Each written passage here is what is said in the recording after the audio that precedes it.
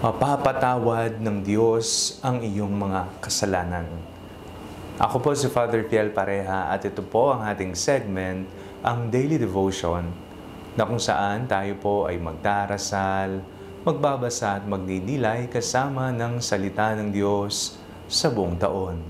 Manalangin tayo. Sa ngalan ng Ama, ng Anak at ng Espiritu Santo. Amen. Halina, banal na Espiritu, liwanagan mo ang aming puso at isip nang maunawaan at may sa buhay namin ang iyong salita. Amen. Our Bible passage for today is from the Gospel of St. Matthew, chapter 9, verses 2 to 8, and I read it for you. And just then some people were carrying a paralyzed man lying on the bed. When Jesus saw their faith, he said to the paralytic, "Take heart, son, your sins are forgiven." Then some of the scribes said to themselves, "This man is blaspheming." But Jesus, perceiving their thoughts, said, "Why do you think evil in your hearts? For which is easier to say, 'Your sins are forgiven,' or to say, 'Stand up and walk'? But so that you may know that the Son of Man has authority on earth to forgive sins," he then said to the paralytic, "Stand up, take your bed, and go to your home." And he stood up and went to his home. When the crowd saw it, they were filled with awe, and they glorified God, who had given such authority to human beings. Minsan po ang isa sa dahilan kung bakit hindi nagsisimba o sumasamba ang isang tao ay sapagkat nararamdaman niya na siya ay isang makasalanan. Yung tipong, naku, nahihiya ako sa Panginoon na magpakita, magsimba, kasi napakaraming kabulastugan, mga kasalanan akong ginawa. Ganyan po ang isa sa mga isinasagot ng mga tao.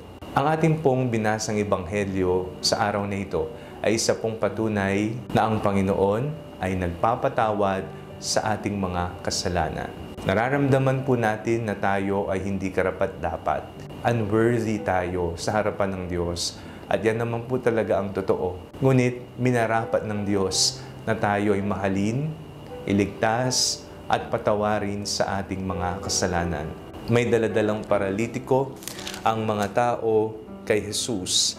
At nakita ni Jesus ang pananampalataya ng mga ito at sinabi niya sa paralitiko, "Take heart, son, your sins are forgiven." Ang Diyos ay isang Diyos na nagpapatawad ng mga kasalanan. Tayo nawa ay magkaroon ng isang pusong marunong sumisi sa ating mga kasalanan, magbalik loob sa Kanya. Nariyan, oo, mapagpatawad ang Diyos, maawain ng Diyos, mapagmahal ang Diyos.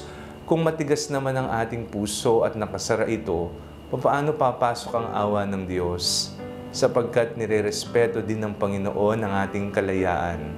Tayo nawa ay magkaroon ng isang bukas na puso para tanggapin natin ang Kanyang pagpapatawad sa nagawa nating mga kasalanan. Ano-ano ang mga kasalanang nais mong patawarin ng Diyos? Nariyan ang sakramento ng kumpisal, na kung saan ang pari bilang representante ng simbahan at si Kristo na nagpapatawad ng mga kasalanan ay laging nariyan. Kaya huwag pong mahiyang mangumpisal ng kasalanan. Ang Diyos ay maawain, tayo ay nais niyang iligtas mula sa ating mga kasalanan. Amen. Manalangin tayo. Panginoong Jesucristo, patawad po sa mga kasalanang aming nagawa.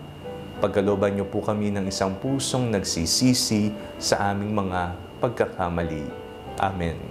Sa ngalan ng Ama, ng Anak at ng Espiritu Santo. Amen. Huwag po ninyong kalimutang i-like ang video ito.